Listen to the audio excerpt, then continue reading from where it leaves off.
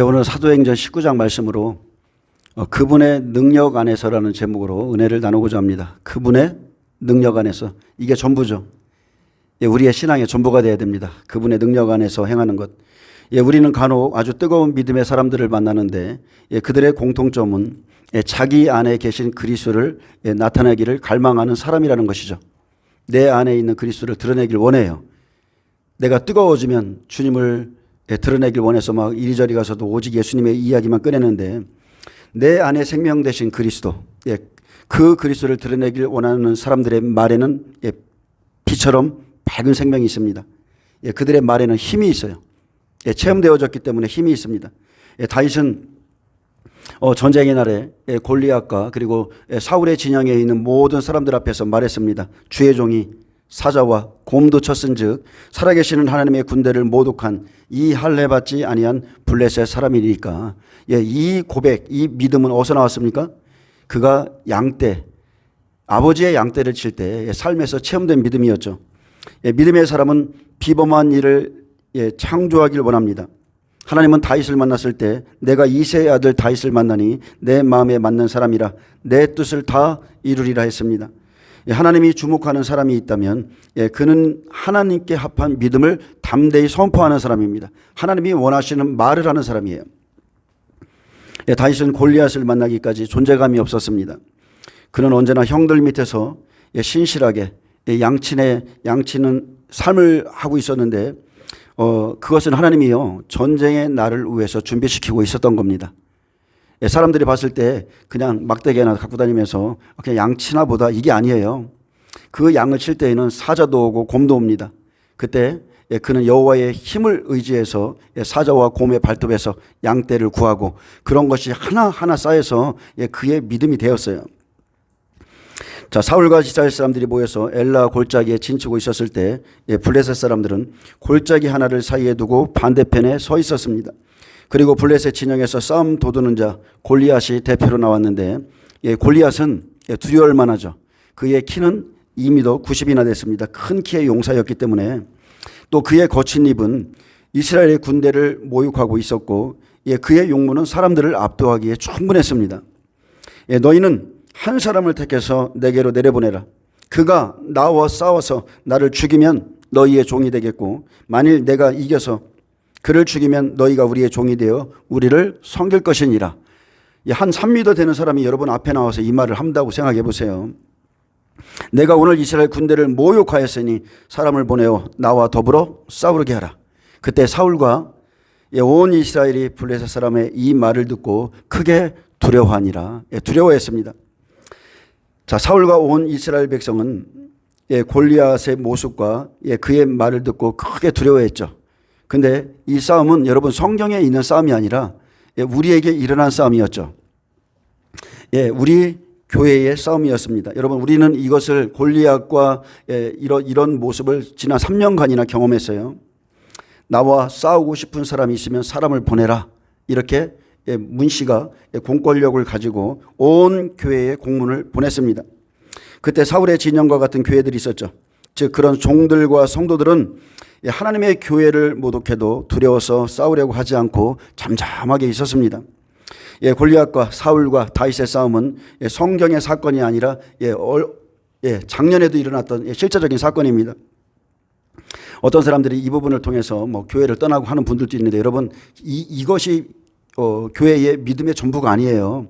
이것은 하나님께서 나팔을 불라 교회의 실제적인 모습을 드러내는 것이지, 이것이 믿음의 전부인 척 이렇게 말하시는 분들이 있는데 절대 그렇지 않습니다.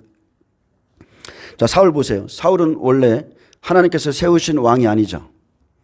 사무엘상 사무엘하에 나오는 왕들은 종들을 말하는 겁니다. 이 시대로 말하면 주의 종들을 말하는 거예요. 사울은 원래 하나님께서 세우신 왕이 아니라 백성들이 원했기 때문에 뽑아주신 왕이었습니다. 그는 어떤 사람이었어요? 그는 들락이 이 암나기를 찾으러 다니던 자였고, 그의 외형적인 모습은 준수했고 또 훤칠한 키와 잘생긴 인물 때문에 사울의 진영에는 그럴싸한 종교인들이 굉장히 많았습니다. 하나님께서 사울의 진영에 골리앗을 허락하셨을 때 그들의 거짓된 믿음 그리고 거짓된 겸손이 다 드러났죠. 하지만 사울의 교회는 원래가 인본주의였기 때문에 다윗이 오기까지도 무엇이 잘못됐는지조차도 몰랐어요. 예수 그리스도께서 멸시를 당해도, 하나님의 이름이 멸시를 당해도 가만히 있는 것이 그냥 겸손인 것처럼 그렇게 하고 있었습니다. 어제 제 서재를 뒤지다 보니까 작년 이맘때죠. 2021년 재작년이네요. 2021년 9월에 시청에서 온 공문이 있더라고요. 그래서 제가 그것을 좀 읽어드리겠습니다. 왜 읽어드리냐면 앞으로 또 이 일이 일어날 것이고 여러분이 겪은 것을 다시 한번 잊지 말고 기억하라는 거예요. 자, 하나님께서 공권력이라는 이 문재인에게 이 골리앗에게 권력을 주셨죠. 그는 함부로 사람들이 대적하기 어려웠습니다. 힘을 갖고 있었어요. 그래서 그가 교회에 공문을 보냈습니다. 그는 하나님의 군대에게 이렇게 외치고 있었어요. 자, 하나님의 교회에 오늘부터 방역 수칙을 적용하겠다. 앞으로 예배를 드리려거든 너희는 이렇게 예배를 드려. 꼭 출애굽할 때 바로가 이스라엘 백성에게 말한 것 같이 그냥 그렇게 말했습니다. 앞으로 동시간대 출입 가능한 인원을 제한하겠다. 좌석은 4칸씩 띄우고 2m 이상 떨어져 앉고 20% 이내만 참여하고 너희 하나님께 이렇게 예배를 드려라. 여러분 이거 기억나세요? 2년 전에 이거 기억나십니까? 다 잊어버리셨어요? 이거 기억하시고 계셔야 돼요. 누가 하나님께 예배를 드리는지 몇 시에 오는지 다 출입자 명부를 작성해라. 소독과 환기 대상을 작성하라. 이게 실제 이렇게 외치고 있었어요. 다른 곳은 다 괜찮지만 교회에서는 식사 금지다. 식사할 수 없어. 그리고 나가서 교육이나 소규모 모임 수련회 하지 말고 행사도 하지 말라 했습니다. 그리고 실내에서 행사하려면 50인 미만만 가능하다 이렇게 말했고요. 너희는 마스크를 다 쓰고 너희는 너희 하나님께 큰 소리로 함께 기도하지 마 이렇게 말했죠. 통성기도 하지 말라고 공문이 왔었어요. 큰 소리로 기도하지 말라고. 자, 성경 비치를 금지한다고 그랬습니다. 자, 말씀을 암송하는 행위를 금지한다고 그랬어요. 성가대, 찬양대 금지한다고 그랬습니다. 독창도 금지한다고 그랬어요. 또 정규 종교 활동을 하려면, 자, 여기서 말하는 건 종교 활동이라고 그래요. 종교 활동을 하려면 제가 이 부분부터는 좀 이게 또 잘릴 것 같아서 말을 않겠습니다. 어쨌든 간에 이 방역 수칙을 위반하면 과태료 처분과 해당 업소를 중단하고 무관용 원칙으로 원 스트라이크 아웃을 적용한다. 1차 위반하면 운영 중단 10일, 2차는 20일, 3차는 운영 중단 3개월, 4차 하면 이제 폐쇄를 하겠다. 이렇게 이제 아주 큰 소리로 아주 교회에 와서 떠들었죠. 이것이 실제 이 현실판 골리앗의 소리였습니다. 여러분 이 수치스러운 날을 절대 잊으면 안 돼요. 어떤 사람은 골리앗의 말을 듣자마자 곧 예배 드리는 것을 멈추고 조용히 집으로 돌아갔습니다. 실제 그랬습니다. 또 어떤 사람은 예배 가운데 사람들이 와서 예배를 방해하는 게 두렵다고 그랬어요. 어떤 사람은 하나님의 이름과 하나님의 집을 모독해도 그냥 수치롭게 생각하지 않았습니다. 그냥 그런가 보다 이렇게 했어요. 종교인들은 이 사람 말대로 종교 활동하려면 이렇게 하라고 그랬는데 실제적으로 종교인들, 사울의 진영에 있는 이 종교인들은 그냥 침묵하고 그냥 그렇게 다녔습니다. 이 사탄이 공권력이라는 이름을 가지고 하나님의 군대를 모욕하고 하나님의 예배를 비아냥거렸을 때 그 말을 듣고 다윗과 같이 살아계시는 하나님의 군대를 모독하는 골리앗을 쳐 죽이고자 하는 신실한 사람들이 소수가 일어났었죠. 그런데 그들은 실제 그러한 그들의 교회는 공권력 앞에서 큰 시련과 고난을 겪었습니다. 많은 고난 겪었어요, 여러분. 그들은 하나님을 사랑하는 대가를 치루었죠. 그러나 마지막엔 그들이 이겼습니다. 그 시기에 그 공권력이 역사할 때는 그들이 진 것 같았는데 결국 마지막에 그들이 이겼어요. 하나님이 그들의 손을 재판 과정 중에도 다 들어주셨어요. 그리고 하나님은 그들의 이름을 기념책에 기록하셨다는 겁니다. 자기를 경외하는 자들, 다윗과 같이 분노하는 자들, 자기 하나님의 이름을 모독하는 것을 참을 수 없었던 그 사람들의 이름을 기념책에 기록했어요. 종교인들의 특징은요, 환란이 오면 드러나는 거예요. 도망가거나 침묵하거나 아니면 오히려 반대편의 진영에 서서 야, 교회가 그러면 안 돼. 교회가 잘못됐다느니, 교회가 이래서 문제라느니 종들도 그렇게 말하고 성도들도 모여서 그렇게 얘기를 해요. 잘못된 이 TV 상자 안에서 그런 소리를 듣고 예, 사울처럼 이렇게 말합니다. 야, 내가 싸워 이길 수 있겠어? 넌 어리고 그는 원래 어려서부터 용사야. 이딴 소리를 하고 있었죠. 주의 종이. 다 이들의 말을 들으라고 그랬어요. 야, 너희들 침묵하고 있어. 대들지 마. 큰일 나. 사울의 교회처럼 자기 진영도 구분 못하는 종교인들은 환란이 오면 옳고 그름도 구별하지 못하고 교회에서 잠잠하다가 하나님 마음에 합한 다윗과 같은 사람이 일어나면 정죄하기 시작하는 겁니다. 영적으로 정죄하기 시작해요. 골리앗이 이르기를 내가 오늘 이스라엘 군대를 모욕하였으니 사람을 보내어 나와 더불어 싸우게 하라. 잠잠하고 있다가 사울처럼 자기 교회에 해가 있을까 봐 골리앗의 말에 대꾸도 못하고 시키는 대로 다 했던 종교인들이 지금 어떻습니까? 여러분, 지금 예를 들어서 일제시대 때 자, 머리 한번 숙여. 괜찮아. 이렇게 하고 얼마 안 있다가 그들이 다 존경을 받고 지금까지도 목회를 하고 돌아가신 분들이 있죠. 똑같습니다. 예, 그 말대꾸도 못하고 하라는 대로 다 했던 그 종교인들이 지금도 교회에서 존경받고 평안하게 잘 지내고 있습니다. 그리고 나서 이제 이것이 다 끝나고 정권이 바뀌자 어떤 유명한 종이 이렇게 말했어요. 그때는 내가 좀 착각했었나 봐. 실수했어서 속아서 예배를 안 드린 걸 후회합니다. 이렇게 다시 올렸더라고요. 근데 여러분, 믿지 마세요. 그런 종은 또 환란이 오면 똑같은 짓을 해요. 믿지 마세요. 영적으로 절대 믿지 마세요. 한 번 속지 두 번 속지 않는 것입니다. 하나님께서 일곱 교회의 모습을 다 저울질하셨고 종들의 모습이 어떠한지 여러분에게 다 보여주셨고 성도들의 모습도 다 보여주셨으며 생명과 사망의 길을 다 제시하셨고 또 각자의 선택으로 오늘까지 여러분 걷게 하신 거예요. 오늘까지. 그래서 이제 하나님은 추수만 하시면 됩니다. 제가 이것을 말한다고 해서 이게 꼭 교회의 모든 믿음의 전부인 것처럼 착각하시면 안 돼요. 성도님들은 이것 때문에 뭐 교회를 떠나고 하면서 이게 꼭 모든 믿음의 전부인 것 같이 말하는 분들이 있는데 절대 그렇지 않습니다. 이것은 믿음의 전부가 아니라 일부고 이것은 재난의 소리예요. 재난의 소리. 깨어나라. 일어나라. 다윗은 하나님의 군대를 모독하는 골리앗과 싸우기를 원했지만 사울은 그런 다윗에게 너는 블레셋 사람과 싸울 수 없으니 너는 소년이요 그는 어려서부터 용사라 이렇게 말했습니다. 이의 말에 여러분 생명이 있습니까? 이 사울의 말에 영적인 생명이 있어요. 여러분 옳은 것만 말해요. 옳은 것. 제가 인본주의와 신본주의를 여러분 잘 분별하셔야 돼요. 인본주의는 늘 옳은 것만 말해요. 도덕적으로 옳은 것만 말해요. 그 사람들 존경받습니다. 교회가 어쩌니 어떤 교회에서 또 권사님이 이랬다느니 어떤 뭐가 어땠다느니 매일 이딴 소리나 하고 있어요. 주의 종들이. 그들이 하는 말은 다 옳죠. 다 옳은 말이에요. 옳은 말.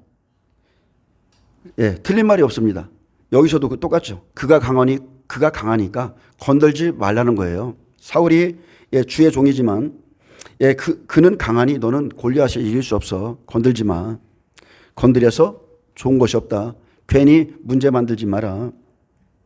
그러나 여러분 하나님이 원하시는 믿음은 이런 것이 아니죠. 하나님이 원하시는 신분주의적인 믿음은 내 하나님을 향한 신뢰의 표현을 하셔야 돼요. 내 하나님께서 이렇게 할 것이다. 그래서 자신의 상황과 한계를 말하는 것이 아니라는 것입니다. 사울의 진영에는 사울과 같은 종교인들만 있기 때문에 사울의 영성을 넘을 수 없어요. 다윗 안에서 역사하시는 그리스도를 못 봅니다. 아버지의 집을 모독하는 자들에게 채찍을 휘두르셨던 그 예수님의 분노 그런 것들이 없어요. 그런 것들이. 그런 마음이 없습니다. 근데 이 사람들은 오히려 이런 때는 잠잠하고 있다가 자기 집에 무슨 문제가 생기거나 자기 집에 뭔가 좀 해가 되는 일이 오면 가서 엄청 따지겠죠. 엄청 따질 겁니다.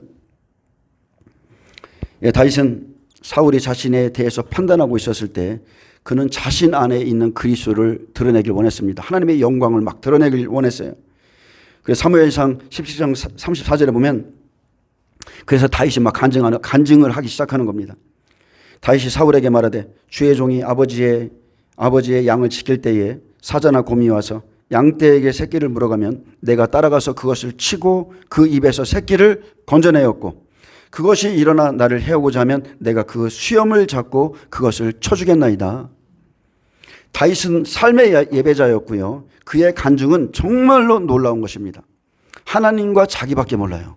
그의 간증은 놀라워요. 아버지의 소유를 지키기 위해서 신실하고 충성된 자였죠. 그를 하나님이 환난의 날에 들어 쓰시는 겁니다. 내 양도 아니었어요. 대부분의 사람들은 내 양도 아니기 때문에 대충 그렇게 양을 칠 겁니다. 내 양도 아니고 내 아버지의 양떼를 지킬 때에 사자와 곰이 와서 양떼에서 새끼를 물어가면 내가 끝까지 따라가서 그것을 치고 그 입에 있는 새끼도 다 건져냈다고 그랬어요. 얼마나 영혼을 사랑한 다윗인지 모릅니다. 그것이 나를 해하고자 하면 내가 그 수염을 잡고 쳐 죽였다. 여호와를 의지해서 내가 사자와 곰을 쳐 죽인 것은 절대적인 하나님의 도우심 가운데 있었기 때문에 내가 그 일을 했다. 지금 그것을 간증하는 겁니다. 이런 간증은 다른 사람들에게 힘을 주죠. 믿음을 줍니다. 주의 종이 사자와 곰도 쳤은즉 살아계시는 하나님의 군대를 모독한 이 할례 받지 않은 블레셋 사람이니까 그가 그 짐승의 하나와 같이 되리이다. 또 다윗이 이르되 여호와께서 나를 사자의 발톱과 곰의 발톱에서 건져내셨은즉 나를 이 블레셋 사람의 손에서도 건져내시리다. 자, 사탄과의 전쟁에서 하나님의 능력이 강력히 풀어지게 하는 것은 여러분 다른 게 아니죠. 여러분 말입니다. 지금 골리앗과 사울 진영에서 말 때문에 사람들이 주눅들고 말 때문에 다 두려워서 떨고 있는 거예요. 말 때문에. 영적 전쟁은 여러분 말의 전쟁이에요. 진리와 비진리의 전쟁이에요. 믿음은 자신이 선포한 말이 곧 역사할 것을 믿는 것입니다. 아멘. 예, 제가 전하는 말씀을 대적하는 분들이 있어요. 제가 환난전 휴거가 얼마나 거짓이며, 예, 그것을 믿고 따라가는 자가, 예, 심판받을 거라고 저는 계속해서 말하고 있는데, 예, 제가 예레미야 오늘 아침에 읽었던 그 44장을 잠깐 읽어드리겠습니다. 여러분, 진리는 우리가 전파하는 복음의 말씀은 곧 역사할 것을 믿고 전하는 거예요. 사실이기 때문에 담대히 전하는 것입니다. 예레미야가 하나님의 말씀을 믿지 않는 자들에게 이렇게 말했습니다. 거기에 머물러 사는 유다의 모든 남은 자가 내 말과 그들의 말 가운데서 누구의 말이 진리인지 알리라. 곧 알게 되리라. 누구의 말이 진리인지 곧 알게 될 거라는 거예요. 여러분, 곧 알게 돼요. 누가 참 진리를 전했고 누가 거짓 선지자고 곧 알게 됩니다. 말은 자신의 운명을 선포하는 것입니다. 예, 거짓된 복음을 전하는 자 반드시 죽습니다. 말은 자신의 운명을 선포하는 것이고 믿음은 하나님의 생명과 능력을 어둠 가운데 풀어놓는 것입니다. 여호와께서 나를 사자의 발톱과 곰의 발톱에서 건져내셨은즉 나를 이 블레셋 사람의 손에서도 건져내리시리다. 저도 이 체험이 있어요. 이 하나님을 만난 적이 있어요.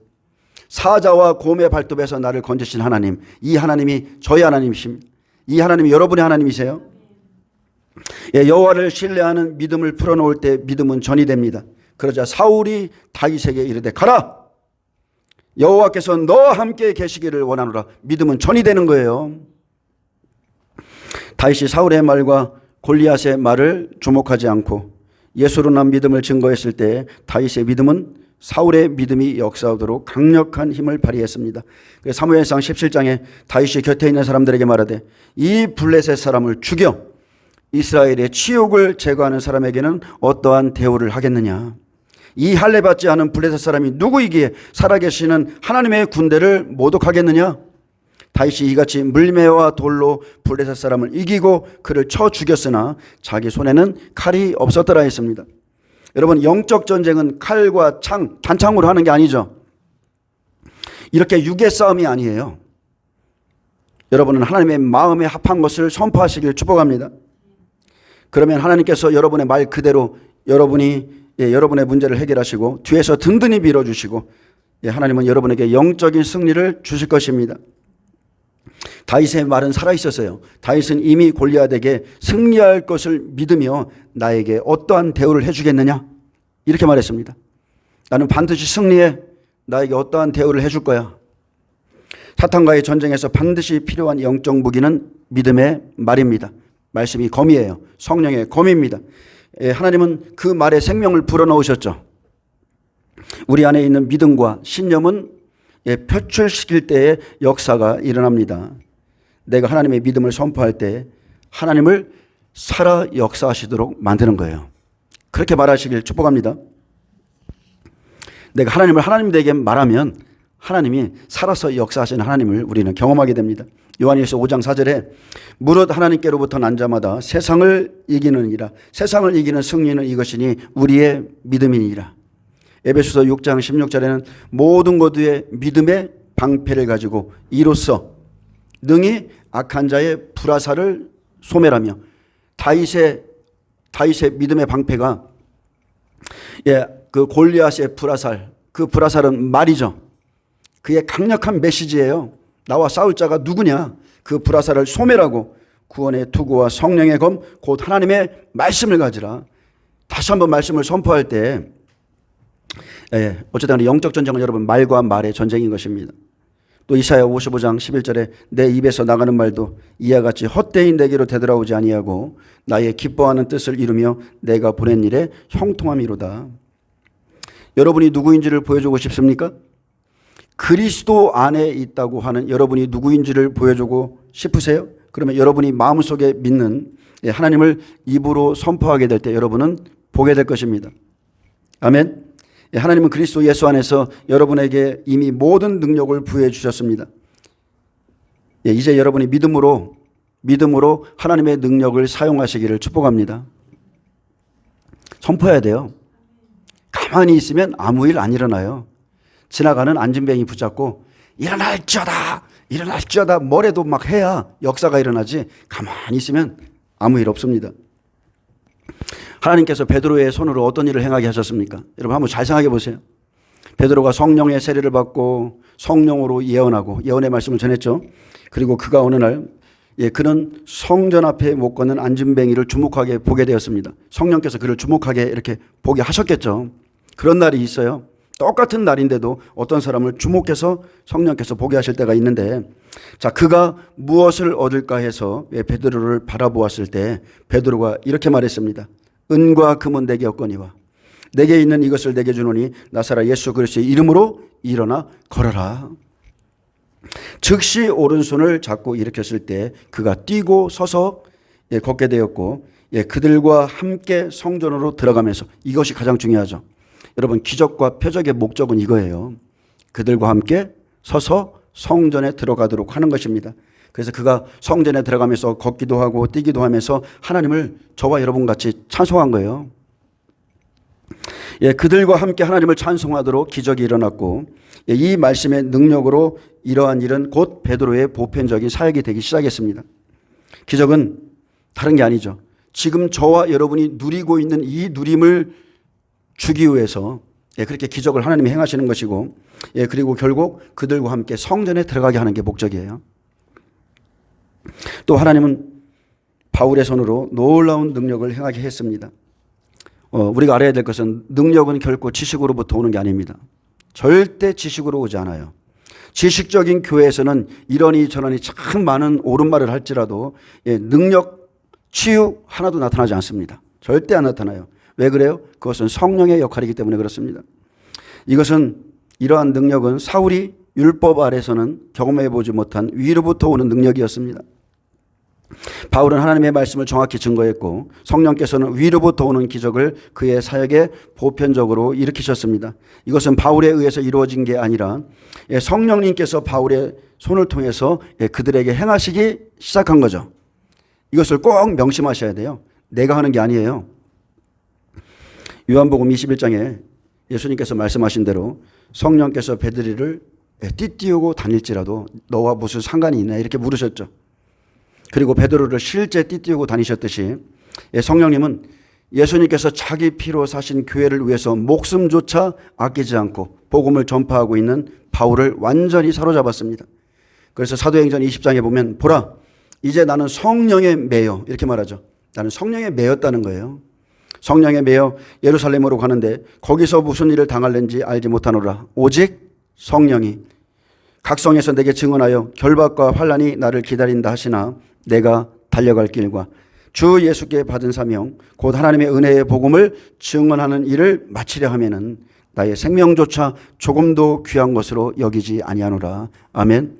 진짜 성령 받은 사람이죠. 하나님의 은혜의 복음을 전하기 위해서 자기의 생명조차 조금도 귀하지 않고 자기 목숨을 마지막 순간까지 드릴 수 있는 사람. 근데 이 시대는 성령 받은 사람들이 다 어디로 그냥 뭐 날아갈 준비만 하고 있어요.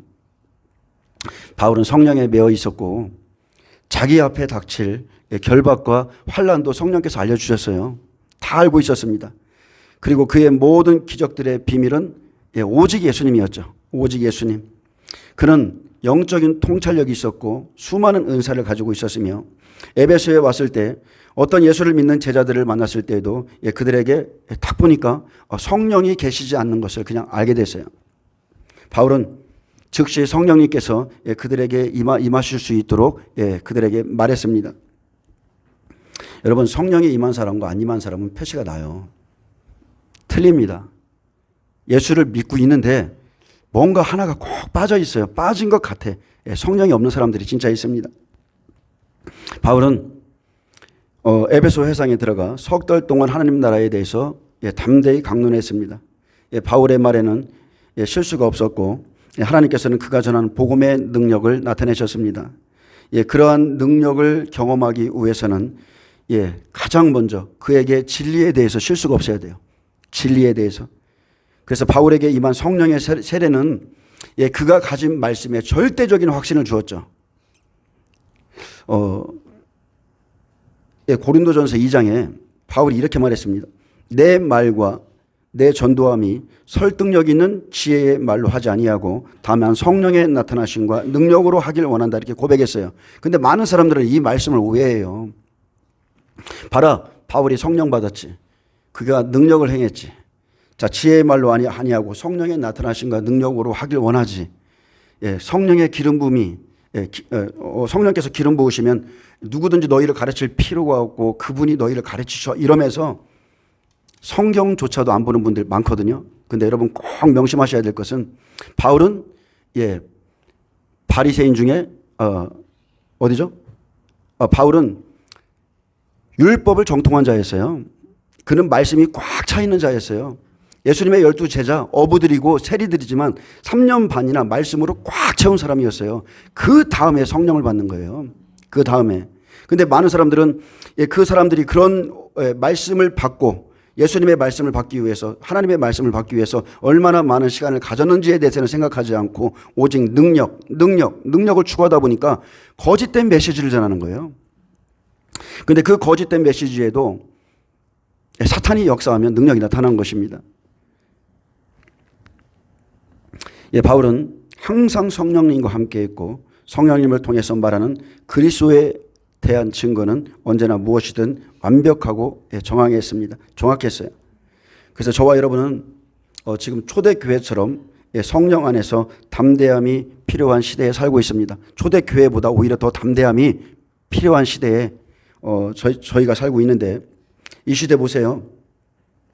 이 시대 못지않죠. 초대교회 못지않죠. 이 시대는 예수는 그리스도시다. 이 말하기가 갈수록 어려워지고 이스라엘에서도 전도하는 자를 이제 벌하는 어떤 그런 그런 것들이 지금 만들어지고 있고 어떻습니까? 지난 2, 3년 어떻습니까? 우리 내가 예수 믿는 자임을 드러내기 어려운 환경과 상황으로 갔었죠. 여러분 이것을 꼭 아셔야 돼요. 2년 전 이 전염병 사건이 있었을 때 시대적인 환경, 우리가 이 성경을 볼 때 꼭 시대적인 환경을 봐야 돼요. 2년 전에 우리의 시대적 환경은 교회에 우리가 다니고 있다 이렇게 말하기가 어려운 환경이었습니다. 교회 드리는 사람 때문에 다 이렇게 돼서 막 그런 시대에 있었어요. 예배를 드렸다 하면은 즉시로 차별을 당했고 지금도 어떻습니까? 미국에서 젊은 청년이 전도하다가 즉시로 경찰에게 수갑을 완전히 막 뒤팔을 올려서까지도 채워가지고 데려가는 것을 며칠 전에 봤거든요. 지금 그런 시대가 되었습니다. 이러한 때에 그리스도인에게 능력과 용기가 필요한 이유는 바로 우리의 싸움이 어떤 싸움이요? 영적인 싸움이라는 거예요. 영적인 싸움. 사탄은 두려움을 줍니다.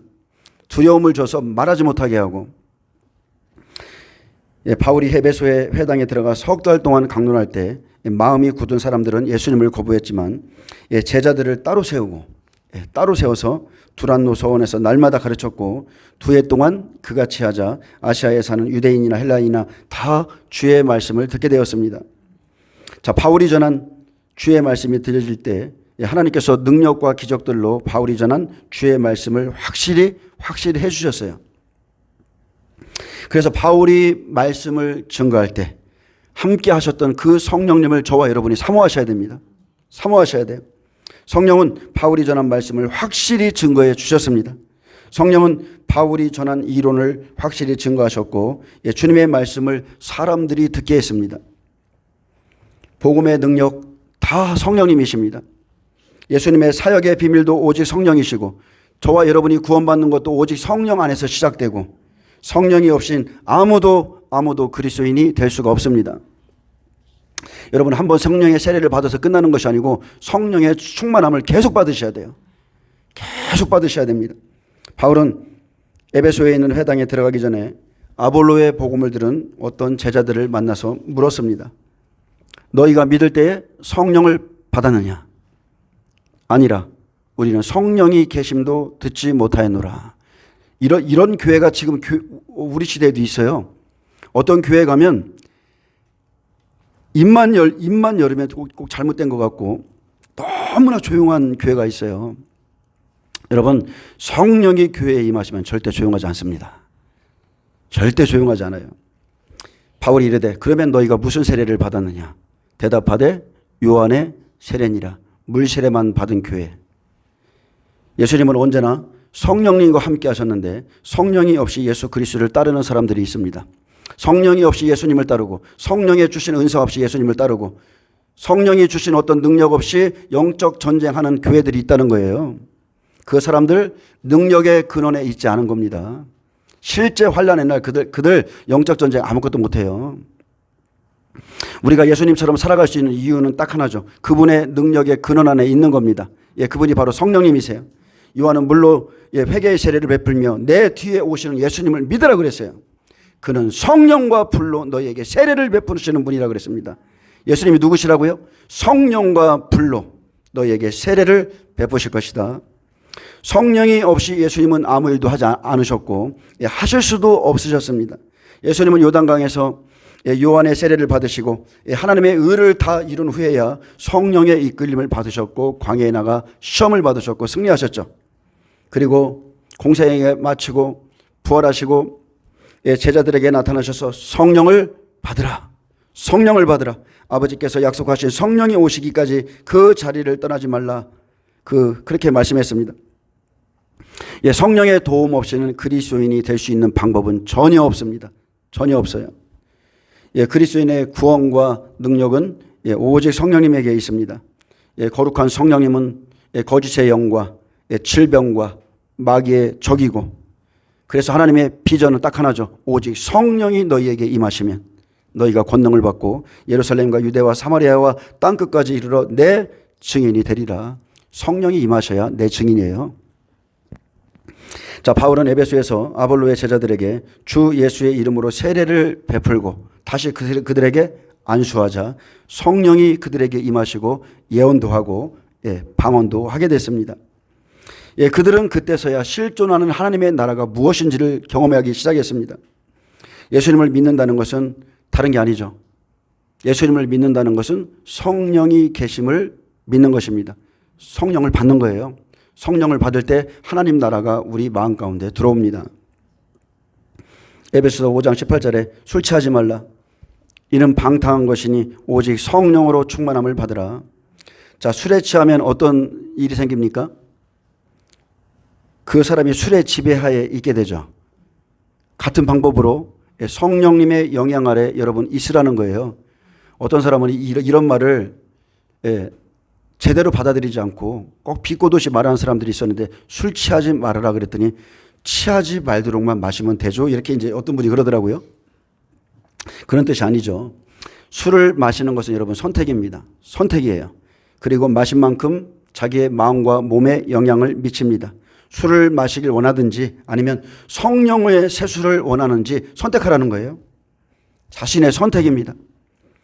그러나 성령의 세례, 성령의 충만함을 받은 자는 더 이상 성령님이 그를 놔두지 않죠. 그가 어떤 선택을 하는 거에 대해서 자유를 두지 않아요. 여러분 성령 충만함 받아보셨죠? 진짜 성령의 충만함을 받으면 그분이 내 띠를 띠고 다녀요. 내 선택을 존중하지 않아요. 그냥 하나님의 길로만 인도해 주십니다. 바울은 늘 그러한 상태에 머물러서 성령님과 함께 다녔다는 겁니다. 바울은 성령에 매여 있었고 하나님은 바울의 손으로 놀라운 능력을 행하게 했습니다. 기적과 표적들은 바울의 사도 직분을 증거했고 그가 설교했던 메시지를 증명했습니다. 단 한마디로 말한다면 바울은 살아계신 하나님을 증거하는 자였습니다. 살아계신 하나님. 저는 지금 표적과 기사와 이런 거에 주목하는 것이 아니라 바울은 늘 하나님과 함께 했기에 하나님 나라가 임하는 것을 사람들에게 보여줬다는 겁니다. 자, 하나님께서 바울 안에 계시고 바울의 말에 있고 바울의 손에도 계시죠. 전부라는 거예요. 성령님의 바울의 전부예요. 이 안에도 계시고 이 손에도 계시고 이 말에도 계시고 다 계신 거예요. 그래서 바울이 어디로 가든 그를 지키셨고 늘 말하지만 바울을 지킨 이유는 딱 하나죠. 그가 생명나무이기 때문에 하나님의 법궤 말씀을 가졌기 때문에 그를 지키셨고 바울은 예수님이 누구인가를 나타내는데 전혀 부족함이 없었습니다. 바울의 안수에 오늘 이곳에서 12명의 사람들에게 성령이 임하셨고 성령이 방언하게 하시고 성령께서 예언하게 하셨다는 겁니다. 그래서 여러분은 방언도 하시고 예언도 하시고 더 많은 것들을 가지시길 축복합니다. 바울이 행한 놀라운 능력 중에서 심지어 사람들이 바울의 몸에서 손수건이나 앞치마를 가져다가 병든 사람에게 얹으면 그 병이 떠나고 악기도 나갔습니다.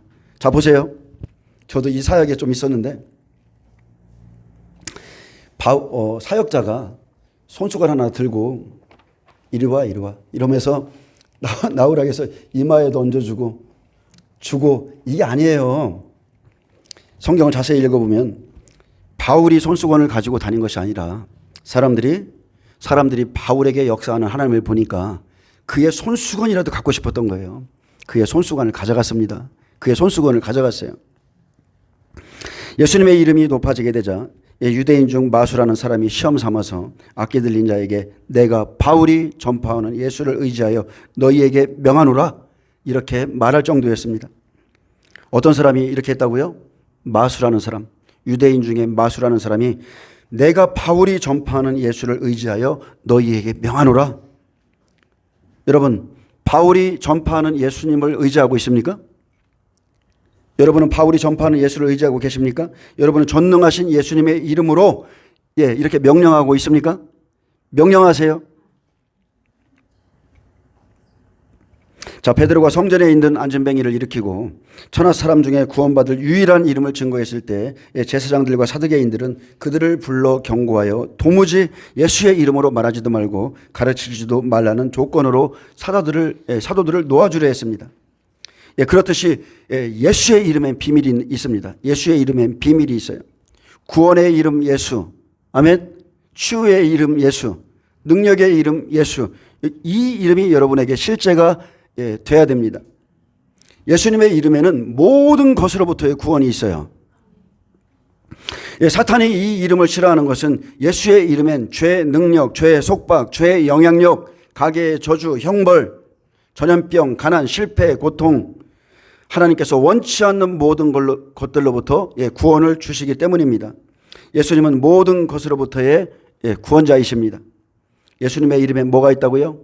능력, 표적, 큰 확신. 이것을 주세요. 바울에게 나타난 기적과 표적은 진리를 더 힘있게 전하게 합니다. 이러한 사람들은 하나님께서 함께 하시는 사람이고 하나님을 위한 사람들이고 그들의 메시지는 진리입니다. 진리. 그래서 그들의 말을 믿어야 돼요. 저는 기적과 표적이 진리라는 것이 아니라 이 말씀이 진리이기에 하나님이 이 표적이 따랐다는 거예요. 마가복음 16장 20절에 보면 이렇게 되어 있습니다. 제자들이 나가 두루 전파할세 주께서 함께 역사하사 그 따르는 표적으로 무엇을 확실히 증언하게 하셨어요? 말씀이에요. 제자들이 나가 두루 전파할세 주께서 함께 역사하사 그 따르는 표적으로 말씀을 확실히 증언하시니라. 저는 그런데 예전에 제가 신앙의 초기였었을 때 거꾸로 생각했어요. 능력, 오직 능력만을 원했던 사람이 제 자신인데 그게 아니더라고요. 말씀을 확실히 증거할 때 능력이 하나님이 표적으로 함께 하시는 것입니다. 그래서 좋은 선생님은 이론과 실습으로 가득하고 기독교는 이론과 실습이라는 두 가지 면이 있는데 참 머리와 가슴, 말씀과 성령 이 실제가 있어야 돼요. 그래서 제자들이 나가 두루 전파할세 주께서 함께하사 그 따르는 표적으로 자 무엇을 증거했다고요? 말씀을 확실히 증언하시느니라. 주께서 성령께서 말씀을 증언해 주기 위해서 따르는 표적을 주셨습니다. 근데 예수님의 이름을 제사장 스게야의 아들들이 사용했을 때 하나님은 그들의 말을 증언하지 않았습니다. 이 말은 다른 말로 그냥 쉽게 말한다면 자 예수의 이름을 부른다고 다 예수의 사람이 아니라는 거죠. 예수의 이름을 부른다고 다 주의 종이 아니라는 거예요. 제사장 스게야의 아들들이었죠. 종들이었습니다. 근데 그들이 예수님의 이름을 부른다고 다 예수의 사람이 아니었고 참된 진리를 전파하고 성령님과 함께 하고 있다면 주께서 따르는 표적으로 누구든지 그 말을 증언해 주실 것입니다. 여러분 이것은 놀라운 사건이에요. 왜 놀랍느냐? 표적이 중요한 게 아니라 하나님이 나의 보증이 되신다는 거죠. 하나님이 나의 모든 삶의 증인이 되어주신다는 것. 이게 놀라운 것입니다. 그래서 하나님이 바울의 손으로 놀라운 능력을 행하게 하실 때 사람들은 바울과 함께 하시는 하나님을 느꼈습니다. 그분의 임재를 느꼈어요. 많이 좀 내려주세요.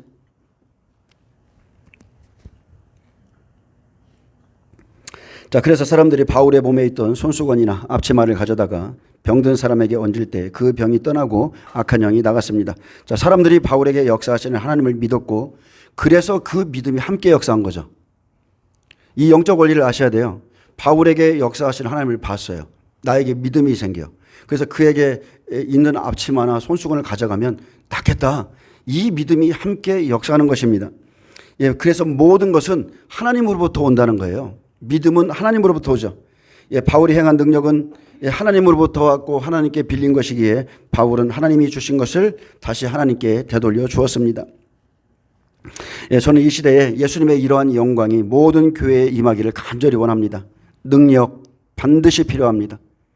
여러분 그리스도인들에게 능력 반드시 필요해요. 반드시 필요합니다. 영적인 능력은 하나님께서 함께 하시는 것을 의미하고요. 그리스도인들의 시련에 항상 문제의 돌파, 해결의 돌파를 가져옵니다. 그리고 우리의 삶에는 피할 수 없는, 우리가 예수를 믿는 그 순간부터 피할 수 없는 영적 전쟁이 죽을 때까지 있다는 거예요.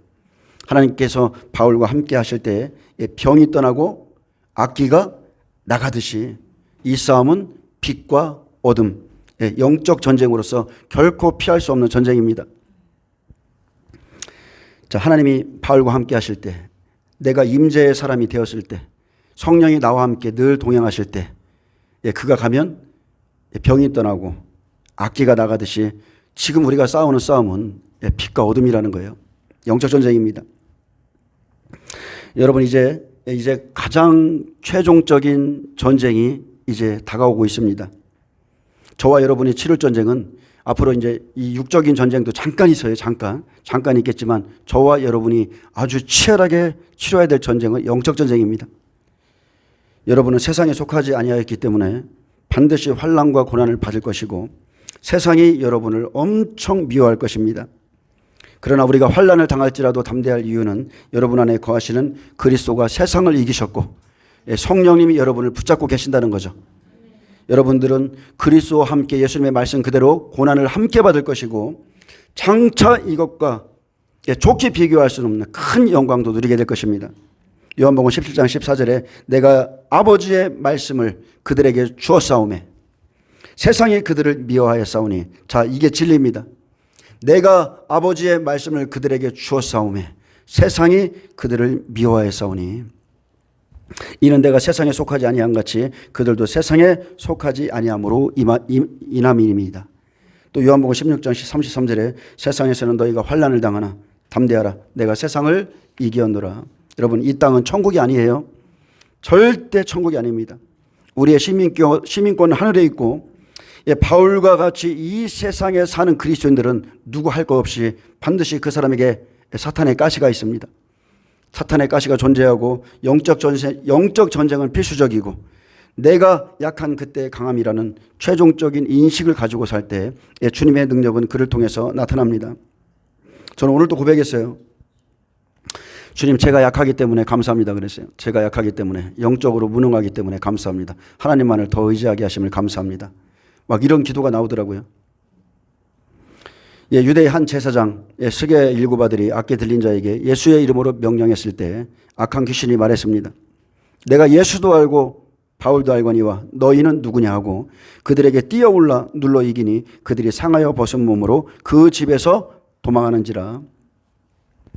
여러분, 이것은 실제예요. 실제. 앞으로 여러분이 치러야 될 전쟁은 이런 것들입니다. 이런 것들이고, 하나님께서는 예수님의 이름과 그의 종 바울을 높여주셨고, 사람들은 이 일을 알고 두려워하며 주 예수의 이름을 높였습니다. 주 예수를 믿은 사람들, 진짜 예수님을 믿은 사람들은 자복하여 자기의 행한 일을 알리고, 마술을 행하던 사람들은 어때요? 그 책을 가지고 와서 불사르며 즉시로 회개하는 일들이 일어났죠. 그 책값이 얼마라고요? 5만입니다. 5만이나 되는 그 책을 다 불태워버렸어요. 여러분, 복음의 능력은 회개하는 데서부터 시작하는 거예요. 진정한 복음, 진정한 성령의 세례를 받은 사람은 반드시 통회하며 회개하게 돼 있습니다. 복음의 능력은 자기 안에 있는 거짓을 드러내고 악기가 떠나가며 많은 사람들의 영혼을 흔들어서 요동치게 하고 또 자복하며 회개하게 만듭니다. 복음의 능력은 예수의 이름을 높이고 예수의 이름 앞에 엎드리는 자가 되고 예수님만을 의지하는 자가 됩니다.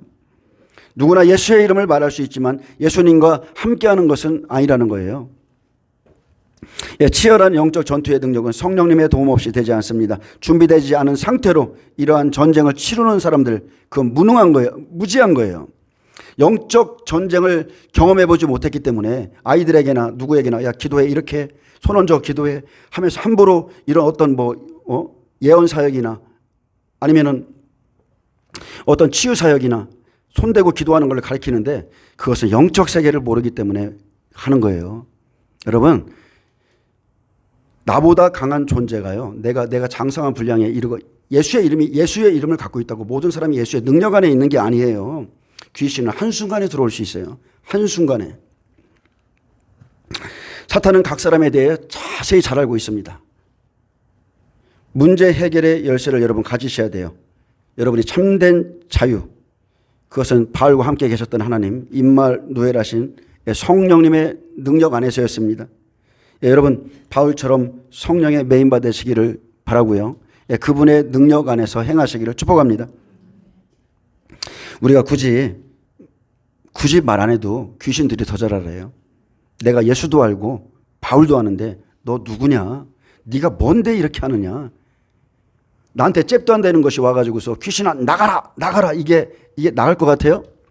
변화산의 영광을 그 기름 부음 안에서 내려왔다고 해서 그 밑에 와서 귀신 하나 못 쫓아내는 거 보셨죠? 능력을 옷 입어야 돼요. 성령의 능력을 여러분 옷 입으셔야 돼요. 결론적으로 바울이 전한 복음과 하나님께서 행하신 능력 때문에 두란노 서원을 중심으로 하나님의 말씀이 힘을 얻고 흥황하여 세력을 얻게 되는 것을 볼 수 있습니다. 우리는 바울이 생명조차 아끼지 않았던 이 복음이 마치는 시대에 살고 있습니다.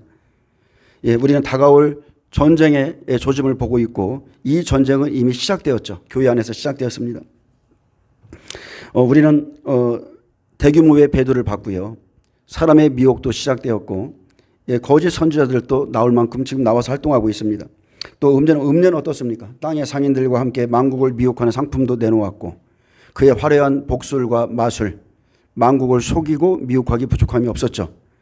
사람들의 영혼을 이미 상품화하기 시작하고 있습니다. 그래서 바울이 복음의 씨를 뿌리기 위해서 전쟁을 치렀다면 저와 여러분은 추수하기 위해서 남은 전쟁을 치루어야 된다는 것입니다.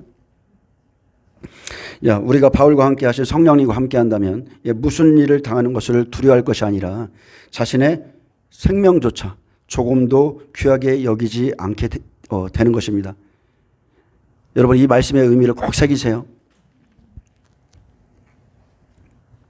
진짜 성령의 사람, 진짜 성령의 사람은 무슨 일을 당하는 것을 두려워하는 것이 아니라 진짜 성령의 사람은요, 예수님의 십자가 복음의 은혜를 제대로 받은 사람은 자신의 생명조차 귀하게 여기지 않게 되는 것을 배운다는 거예요. 그런 삶을 삽니다. 매일 이 시대에 두려워서 우리는 다 교회는 환난전에 휴거된다, 이딴 소리를 하는 것이 아니라 어떻게 하면 한 사람이라도 내가 그 영적 전쟁 가운데 사람들을 죽게 인도하고 주님께 돌아갈 수 있을까, 이 바알과 같은 마음을 갖게 된다는 거예요. 내 주님을 위해서 역십자가를 질 만큼 그렇게 여러분 성령에 매이시기를 축복합니다. 그런 성령의 세례를 받으셔야 돼요. 마지막 추수에 가장 걸림돌은 미혹이죠. 거짓 선지자들입니다. 그래서 진리를 믿지 않고 끝까지 자기 믿고 싶은 것을 믿고 싶은 그런 것을 고집하는 종들의 미혹이 있는데, 여러분 우리가 받은 복음은 십자가의 복음이에요. 자기를 부인하고 자기 십자가를 지고 예수님이 가신 그곳까지 우리는 따라가야 되는 것입니다. 그래서 예수님이 자상하게 보세요. 천국 가는 길 제자들에게도 너희가 이 발을 씻지 않으면 나와 상관이 없다 그러면서 그 성소의 예법을 보여주신 것처럼 하나님의 나라는 고난 없이 못 들어가요. 좌편 강도 우편 강도를 둔 하나님의 목적도 누구든지 자기 십자가를 지고 자기를 부인하고 예수님만이 구원자임을 시인하고 당신이 낙원에 가실 때 나를 기억해달라고 이 소망을 가진 자들만 구원하는 거예요. 예수님은 너희가 내 이름으로 말미암아 모든 사람에게 미움을 받을 것이나 끝까지 견디는 자는 구원을 얻으리라, 이렇게 미리 말씀했습니다. 끝까지. 시작도 안 했는데 어디 가려고 하지 말고 끝까지 견디는 자가 구원을 받습니다. 너희는 내 이름 때문에 모든 사람에게 미움을 받게 될 것이고 끝까지 견디는 자는 구원을 얻을 것이다. 우리는 이 예언의 말씀을 체험하죠. 우리는 이 예언의 말씀을 통과하게 될 것입니다. 이 예언의 말씀과 우리는 마주하게 될 것이에요. 예수님의 말씀은 진리이기 때문에. 그래서 우리가 예수님께 구할 것은 다른 게 아니죠. 핍박과 미움을 이겨낼 인내와 능력을 달라고 우리가 기도해야 되는 겁니다. 바울은 고린도 교회에서 복음을 전하면서 정말로 많은 시련을 겪었습니다. 근데 밤에 주님께서 환상을 통해서 그에게 이렇게 말씀했어요. 바울아, 두려워하지 말라. 침묵하지 말고 계속 말하라. 내가 너와 함께 있음에 어떤 사람도 너를 대적하여 해롭게 할 자가 없을 것이니 이는 이 성 중에 내 백성이 많음이라. 아멘. 사람들이 두려움 가운데 말을 못하고 있을지라도 내 백성이 이 성 중에 가득하니 담대하게 말하라. 말세에 사람들의 사랑이 식어지고 많은 사람들은 하나님보다 사람들을 더 두려워합니다. 공권력을 두려워하고 적그리스도를 두려워하고, 근데 주님은 말씀하시죠. 그들을 두려워하지 말라. 몸은 죽여도 영혼은 능히 죽이지 못하는 자들을 두려워하지 말고 오직 몸과 영혼을 능히 지옥에 멸하실 수 있는 일을 두려워하라. 누구든지 사람 앞에서 나를 시인하면 나도 하늘에 계신 내 아버지 앞에서 그를 시인할 것이요, 누구든지 사람 앞에서 나를 부인하면 나도 하늘에 계신 내 아버지 앞에서 그를 부인하리라. 여러분 이 말씀 묵상해 보세요. 얼마나 멋진 말씀입니까? 여러분 이거 진짜 묵상해 보세요. 아버지께서 백보자에 앉아 계신데 천군 천사가 둘러있고 24장로들이 앉아 있는데 그 밑에 모든 사람들과 그곳에서 예수님이 탁 나와서 여기가 보좌라고 생각해 보세요. 이렇게 많은 사람들이 있어요. 여기 예수님이 오셔서 아버지, 이 사람이 어떠한 사람인 줄 아세요? 이 성도가, 이 그리스도인이 이 사람이 어떤 사람인 줄 아세요? 그 환난 중에 나의 이름을 부인하지 않았고 나를 위해서 바알과 같이 이러이러한 삶을 산 사람입니다 하면서 그 천사들과 아버지 앞에서 나를 시인해주고 있는 그 모습 여러분 생각해 보세요. 얼마나 멋집니까? 예수님께서 아버지 앞에서 천사 앞에서 그를 시인해준다고 그랬어요. 내가 너를 시인해줄게. 아버지, 이 사람의 모든 인생은 나를 위해 살았습니다. 끝까지 나를 부인하지 않았습니다. 나의 이름을 영화롭게 했습니다. 자, 예수님께서 성령을 통해서 시험을 통과하셨듯이 결코 누구도 성령의 도우심 없인 환난을 통과하지 못할 것입니다. 근데 참 감사한 것은 주님은 고아와 같이 우리를 한 번도 버려둔 적이 없다는 거죠. 이것이 우리의 힘이에요. 너희를 넘겨줄 때에 어떻게 또는 무엇을 말할까 염려하지 말라. 무엇을 말할까 염려하지 말라.